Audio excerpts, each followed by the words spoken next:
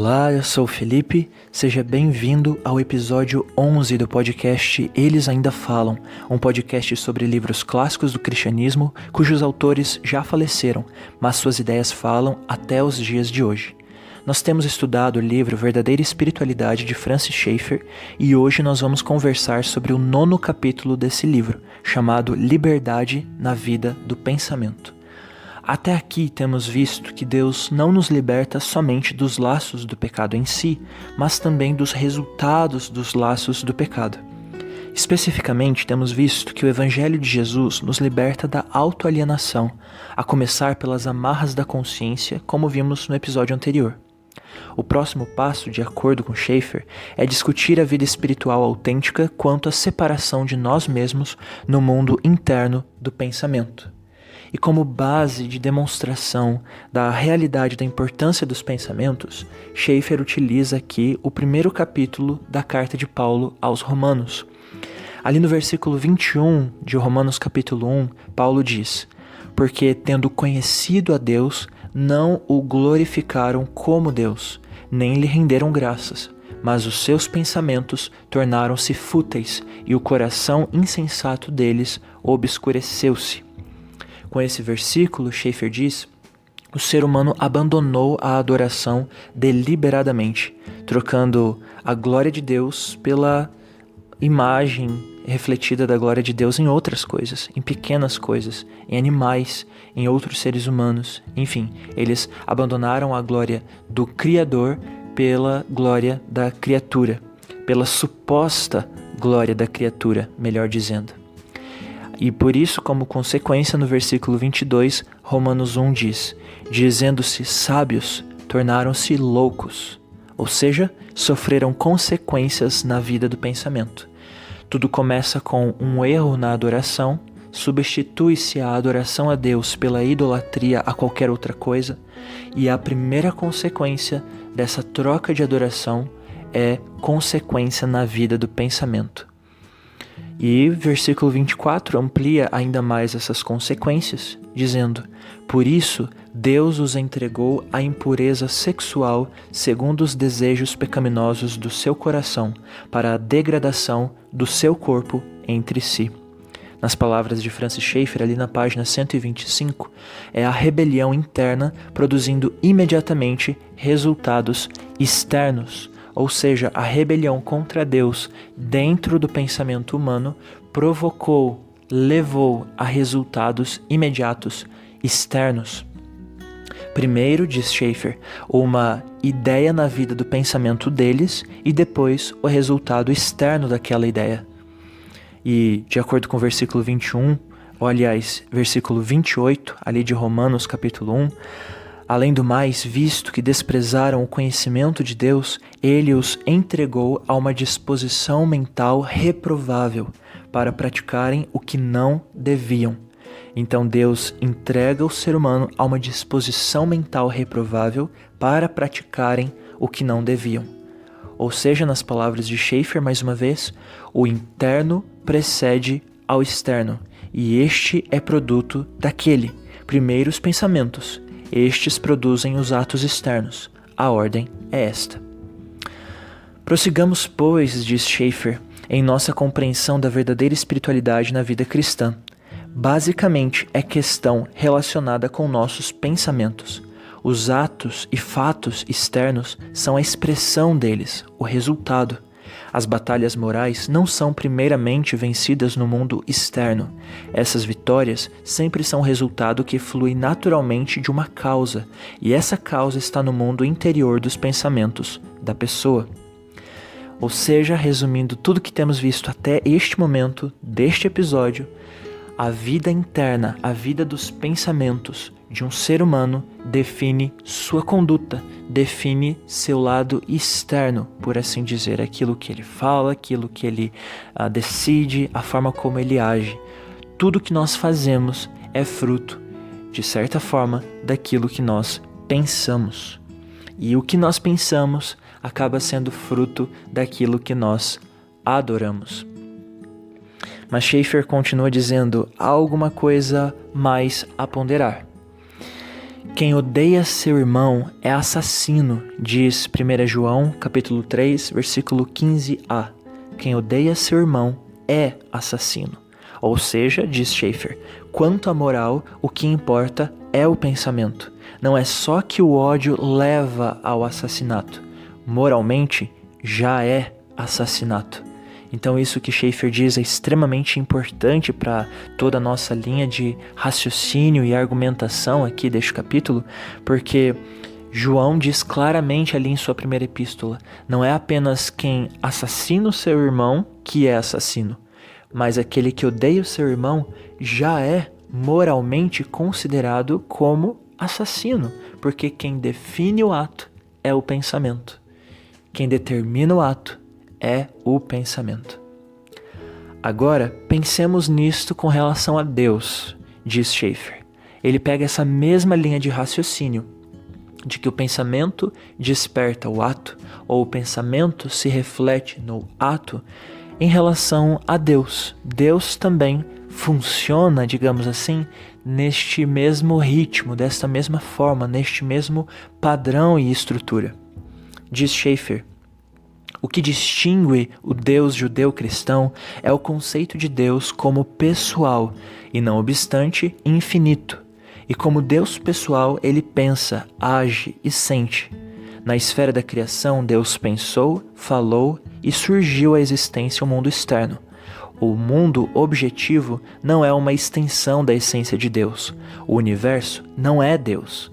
O universo tem existência real e objetiva. Há uma verdadeira existência externa fora do ser de Deus, porque Ele a criou fora de si mesmo. Não é parte dele. Ele falou e existiu, externa e realmente. Toda essa citação está ali na página 133 do seu livro A Verdadeira Espiritualidade. Ou seja, o mesmo raciocínio que funciona para o ser humano funciona também para Deus. Na criação, Deus pensou, então falou e criou. Tudo o que ele disse e criou foi fruto daquilo que antes ele havia pensado, mas apenas como uma manifestação e não uma extensão. O universo não é uma extensão do ser de Deus, mas uma manifestação do ser de Deus. Ou seja, o pensamento de Deus precedeu a seus atos criadores, diz Schaeffer. E ainda na página 135, Schaeffer diz, sendo que aquilo que foi criado do nada e que agora tem realidade externa e objetiva, expõe o pensamento de Deus e é, portanto, uma demonstração de quem e do que Ele é. O mundo externo não é uma extensão da essência de Deus, entretanto, o mundo externo revela e exibe quem e o que Deus é. Em outras palavras, quando nós olhamos para a criação, para a infinitude do mar, para a grandeza das estrelas, do universo, das galáxias, enfim, quando nós observamos a natureza em seu aspecto mais microscópico ou em seu aspecto mais macroscópico, nós podemos perceber a beleza, a grandeza dos atributos de Deus. Não que Deus seja as estrelas, não que Deus seja cada coisa da criação ou daquilo que nós vemos ao nosso redor. Não, Deus não é essas coisas que Ele criou, mas Deus se revela, Deus se manifesta também através dessas coisas que Ele criou. Já que o ser humano foi criado à imagem de Deus, diz Schaeffer, podemos notar algumas semelhanças aqui. E ali nas páginas 136 e 137 tem uma citação um tanto quanto longa, mas bastante útil aqui nessa parte especificamente onde Schaeffer busca mostrar a nós a semelhança que existe entre ser humano e o ser de Deus, entre o próprio Criador e nós como criaturas de Deus.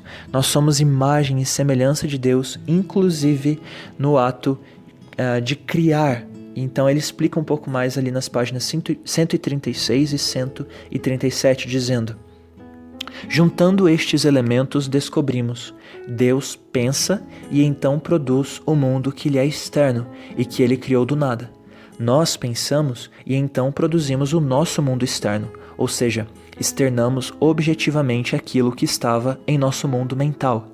A criação divina não consiste em um prolongamento de sua essência, mas põe de manifesto aquilo que ele é de fato. Igualmente, nossos atos, que no mundo externo brotam de nossos pensamentos, não constituem uma extensão de nossa essência, mas revelam o que somos. A mesa modelada pelo carpinteiro não é a extensão da essência do carpinteiro, mas exibe algo da essência do carpinteiro, proveniente de seu mundo mental. Satanás, Adão e Eva produziram o mal e o fizeram surgir na qualidade de uma verdadeira causa primeira, cada qual em sua personalidade, cada qual agindo como uma unidade à parte. E cada um de nós também, criado à imagem de Deus, é deveras uma primeira causa. Somos finitos, daí não podemos criar coisa alguma do nada, só Deus cria do nada. Eu sou limitado, mas do mundo do meu pensamento, mediante o meu corpo, posso produzir realidades externas. Meu corpo é ponte para o mundo exterior. Notemos que isto é exatamente o reverso de como somos atingidos pelo mundo externo. Algo ocorre no mundo externo, objetivo, entro em contato com isso através dos meus sentidos, mediante meus sentidos e meu corpo, aquilo supre o mundo do meu pensamento e exerce influência sobre mim. Meus sentidos são a ponte que liga o que acontece fora de mim, no mundo exterior, e o fato que influencia na unidade que eu constitui, minha personalidade. A ponte é o meu corpo. Pois bem, precisamente a mesma coisa dá-se na direção oposta. A ponte é o meu corpo. Penso, mas quando penso, posso produzir um verdadeiro mundo externo e objetivo, que brota das pontas dos dedos, e neste mundo externo posso influenciar e formar coisas. Quão grande é o homem! Pensamos e através de nossos corpos flui a realidade para sua concretização no mundo externo. Não criamos coisa alguma do nada, como Deus o faz. Mas, no sentido em que estamos falando aqui, é apropriado dizer que o artista cria mesmo, e que cada um de nós cria. Lembro-me de que, em minha juventude, ficava sempre aborrecido com o uso do verbo criar para descrever a obra do artista, do poeta, do compositor. Eu achava que essa palavra só devia ser usada com relação a Deus. Mas agora, depois de haver pensado muito nisso e de haver pelejado tanto, fico alegre com o emprego do vocábulo criar. É perfeitamente válido. De certo que a criação divina e a minha diferem. Deus pode criar do nada, pelo fiat absoluto. Eu não, pois somente Deus é infinito. A única coisa pela qual Deus é limitado em seus atos criadores é seu próprio caráter. Eu sou limitado não só por meu caráter, mas também por minha finidade. Quando ajo criadoramente, produzo algo no mundo exterior que já fora criado por Deus. Não obstante, ressalvadas as limitações e diferenças, é perfeitamente próprio dizer que Deus cria e que nós criamos. Pode-se mesmo dizer que é impossível aos homens não estarem criando coisas, verdadeira e constantemente. Ainda que eu quisesse parar de fazê-lo, não poderia.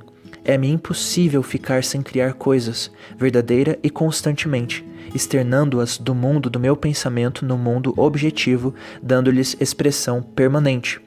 O artista pensa e produz seu quadro artístico no mundo que lhe é externo, mas primeiro de tudo a pintura estava em sua mente. A mesma coisa acontece com o engenheiro, com o florista e comigo ao escrever este livro. Quando vemos a obra criadora de um ser pessoal, encontramos nela as marcas do pensamento, em contraste com aquilo que se produz casualmente. Há, por certo, alguns casos marginais, como o de uma estalactite ou de uma acha qualquer de lenha, em que imaginamos ver formas.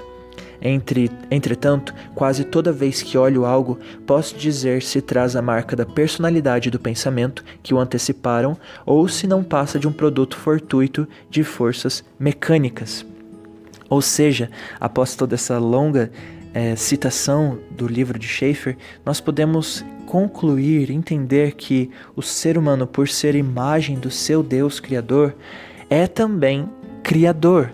Obviamente, numa medida, numa proporção inferior, muito mais limitada, visto Deus ser ilimitado. Deus é infinito e ilimitado, então sua criação pode vir do nada e ser também ilimitada. Mas nós, como criaturas limitadas, somos finitos e nossas criações, portanto, são obviamente menores e inferiores.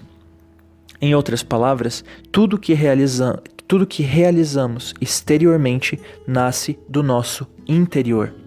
Página 138, Schaeffer diz: aqui está onde a vida espiritual autêntica do cristão repousa, na esfera da minha vida mental.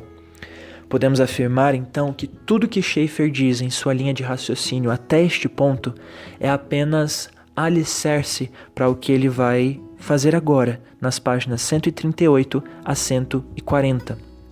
E aqui mais uma citação tanto quanto longa, mas eu acredito bem relevante, porque nela Schaeffer vai fazer uma conexão entre tudo que nós vimos na primeira parte desse livro, ali sobre a liberdade dos laços do pecado, que acontece pela fé em Jesus Cristo, como uma manifestação direta na nossa vida do pensamento. Toda essa liberdade dos laços do pecado acontece antes de tudo, antes de ser algo externo, acontece no modo interno dentro de cada um de nós. Então, Schaeffer faz as seguintes conexões, ali nas páginas 138 a 140, dizendo: com esta perspectiva, desejo agora reexaminar vários elementos da vida cristã, ou seja, da verdadeira espiritualidade, já considerados nos capítulos precedentes.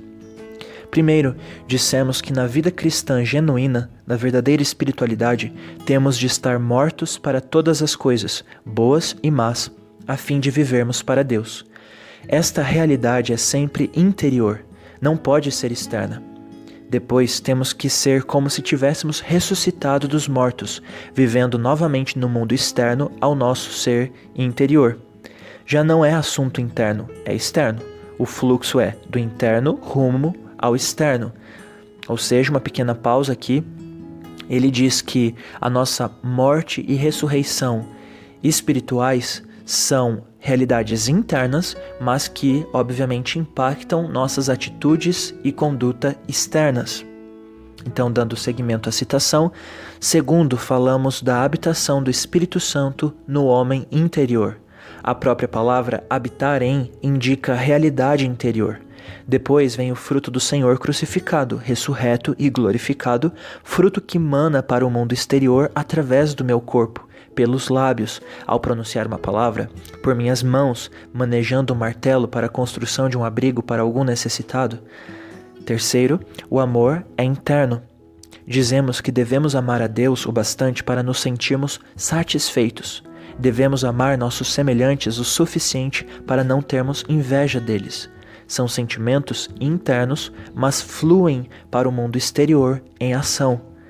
Quarto, o reverso disso tudo. Os golpes da batalha, oriundos do mundo exterior do homem, caem sobre mim externamente. De muitas maneiras caem os golpes. Severo ostracismo, o trancar da porta, um livro a queimar-se, uma palavra ferina, um olhar carrancudo, todos eles vêm sobre mim no mundo exterior. Mas se parassem aí no mundo externo do meu corpo, como se eu fosse máquina, não me fariam chorar. Em vez disso, passam através dos meus sentidos, através do meu corpo, penetrando até aquilo que eu sou no meu mundo mental, no mundo do meu pensamento. E quando esses golpes atingem o meu mundo mental, de duas uma, ou digo obrigado, Senhor, a Deus, como já ponderamos, ou me rebelo contra Ele. Num ou noutro caso, o resultado logo aparece no mundo exterior. Quinto, comentamos a passividade ativa. E sobre passividade ativa, Schaeffer diz: em nosso mundo mental, devemos dobrar-nos à obra do Espírito Santo em nosso ser interior. Deste modo, quando nós nos entregamos a Ele em atitude de passividade ativa, o fruto do Cristo ressurreto e glorificado vem à luz por meio de nossos corpos e se concretiza no mundo externo. Basicamente, o que Schaeffer está dizendo aqui para nós em toda essa longa citação é de que toda a verdadeira espiritualidade que vem de Cristo a nós por meio da fé que depositamos nele, toda a verdadeira espiritualidade começa no nosso mundo do pensamento, na nossa vida do pensamento, no nosso mundo interior, dando frutos e trazendo manifestações para o mundo objetivo e exterior, ou seja, através das nossas palavras, através das nossas atitudes e decisões. Então, a verdadeira espiritualidade sempre começa internamente e se manifesta externamente. Toda a verdadeira espiritualidade cristã depende diretamente da vida do pensamento. Ali na página 140, Schaeffer diz: que sublime é ser homem feito à imagem de Deus. Que grave responsabilidade, porém, poder eu, do meu mundo mental, concretizar no mundo externo algo que conduz à vida ou algo que leva outros à morte. Então, tudo que nós fazemos e falamos, seja positivamente, seja negativamente, seja como fruto da queda e do pecado, seja como fruto da nossa nova vida em Cristo e do andar pelo Espírito, enfim, seja num caso positivo ou num caso negativo, nós podemos exteriorizar algo que altera a realidade ao nosso redor. Nós podemos trazer algo do mundo do nosso pensamento para o mundo externo, trazendo vida ou morte, trazendo bênção ou maldição, trazendo pecado ou justiça. A partir daqui, Schaeffer enumera 3 conclusões que nós podemos extrair de todo esse raciocínio. Ele diz, em primeiro lugar, temos que entender que a realidade da comunhão com Deus e do amor a Deus devem dar-se no íntimo do nosso ser. O resultado pode ser externo, mas o amor propriamente dito é sempre interno. Isso está ali na página 141. Então, nosso amor, seja para com Deus, seja para com qualquer outra coisa, começa dentro de nós, no nosso mundo do pensamento, na nossa vida do pensamento, e com certeza depois se exterioriza em algum tipo de resultado, mas sempre inicia dentro de nós. A segunda conclusão é a de que a verdadeira batalha para o domínio dos homens está no mundo das ideias e não naquilo que ocorre exteriormente, como ele diz na página 141. E na página 142 ele continua dizendo: onde uma pessoa vai passar a eternidade depende de ler ou ouvir as ideias, a verdade propositiva, os fatos do Evangelho ocorridos concretamente no mundo externo. Esses fatos, levados mediante o corpo ao mundo interior dos seus pensamentos, ali, no seu íntimo, no seu mundo mental, ou a fazem crer em Deus com base no conteúdo do Evangelho, ou a fazem declarar Deus mentiroso. O que faz toda a diferença é se ela o aceita ou o rejeita no mundo dos seus pensamentos. Então, aqui nesse segundo ponto, a grande ideia de Schaeffer é de que a verdadeira batalha sobre definir o destino eterno sobre um ser humano, o destino eterno de um ser humano, se dá também no mundo interno do pensamento. Se a pessoa vai abraçar a mensagem do Evangelho dentro do seu mundo de ideias, ou se ela vai rejeitar Deus como um mentiroso, rejeitar o Evangelho de Deus como se Deus fosse um mentiroso. E isso também no seu mundo interno dos pensamentos. E a terceira conclusão e última é a de que a vida cristã, a verdadeira espiritualidade, a vida espiritual autêntica sempre se inicia dentro de nós, no mundo dos nossos pensamentos. E para concluir toda essa argumentação, ali nas páginas 142 e 143, Schaeffer diz: tudo que dissemos antes no estudo que fizemos sobre estar o cristão livre nesta existência dos laços do pecado e também livre na presente vida dos resultados das amarras do pecado, será um jargão sem sentido, nada mais que uma pílula psicológica, sem a realidade de que Deus exerce o pensamento, de que nós também exercemos o pensamento e de que em cada passo a realidade interior é central e primordial.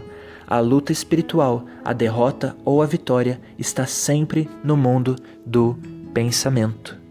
Então, com isso, Schaeffer conclui este capítulo, afirmando que tudo que vivemos em nossa verdadeira espiritualidade se dá primeiramente em nosso mundo interior, em nosso mundo dos pensamentos.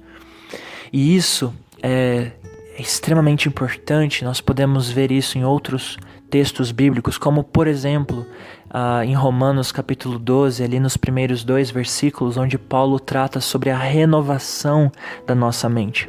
Nós precisamos constantemente renovar a nossa ideia, a nossa visão sobre quem nós somos a partir do Evangelho de Jesus Cristo e permitir que o Evangelho renove os nossos pensamentos, renove as nossas convicções, para que a partir desses pensamentos e convicções renovados, nós possamos oferecer os nossos membros a Deus como instrumentos de justiça no mundo concreto e objetivo ao nosso redor.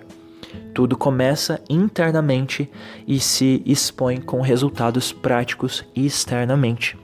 O que talvez seja muito válido eu trazer como uma ressalva aqui no final é que o corpo não é menos importante do que a mente. O nosso mundo interior não é mais importante do que o nosso mundo exterior, digamos, do que o nosso corpo, do que os nossos membros. O corpo é ponte, mas ele não é mera ponte. Ele não é como somente uma ponte. O corpo é também parte do nosso ser. Nós somos não apenas mundo interior, mas nós também somos mundo exterior, ou seja, nós não somos apenas o que pensamos, nós somos também aquilo que somos fisicamente, aquilo que temos como corpo sendo nossa ponte para o mundo externo. Se nós cairmos na ideia de que apenas o nosso mundo interior é o que realmente importa, nós nos tornaremos gnósticos. E isto é uma heresia. Não apenas o nosso mundo interno e imaterial é o que importa, é o que define tudo. Não, o mundo interior pode definir muita coisa, pode trazer os resultados para o mundo exterior, mas o mundo exterior também é importante, tanto quanto o mundo interior. E eu creio que Schaeffer já deixou isso bastante claro em alguns capítulos que nós já vimos anteriormente, como tudo aquilo que Cristo fez, Ele fez no tempo e no espaço, de modo concreto, de modo objetivo. Sua morte, sua ressurreição, seus milagres e seus ensinos, todos eles se deram de modo externo, de modo objetivo, de modo concreto. E tudo isso é recebido por nós através do nosso corpo como ponte, fazendo efeito poderosíssimo no nosso mundo interior, seja de aceitação, seja de rejeição do Evangelho, transformando o nosso ser a partir do nosso lado interno, trazendo resultados e fruto para o nosso mundo externo e objetivo. Então espero que a realidade da ideia do que Schaeffer quis trazer aqui neste capítulo tenha ficado clara, mas caso você queira continuar essa conversa, talvez trazer alguma pergunta ou alguma objeção, nós podemos seguir conversando sobre isso. Se você quiser entrar em contato comigo, você pode me encontrar ali no Instagram como Felipe Carnelos dos Anjos, e ali a gente pode conversar e estreitar um pouco mais esse diálogo. Você pode também me encontrar ali no YouTube com o canal também com o meu nome, Felipe Carnelos dos Anjos, onde eu tenho feito algumas exposições de cartas do Novo Testamento. Você pode procurar isso ali também. E você pode também, tanto pelo meu Instagram quanto pelo meu canal do YouTube, encontrar o meu canal do Telegram. Esse canal do Telegram tem sido uma ferramenta de devocionais curtas nas Confissões de Agostinho. Então você pode aproveitar todo esse conteúdo por ali também. Ok? Então espero que todas essas ideias possam abençoar a sua vida, e no próximo episódio, na próxima semana, se Deus assim permitir, nós vamos prosseguir essa linha de raciocínio e perceber quais laços também são afetados em relação ao nosso mundo interno quando Cristo entra em nossa vida. Quais resultados desses laços do pecado são desfeitos dentro do nosso próprio ser. Isso nós vamos seguir conversando na próxima semana, se assim Deus permitir. Um grande abraço e que Deus te abençoe.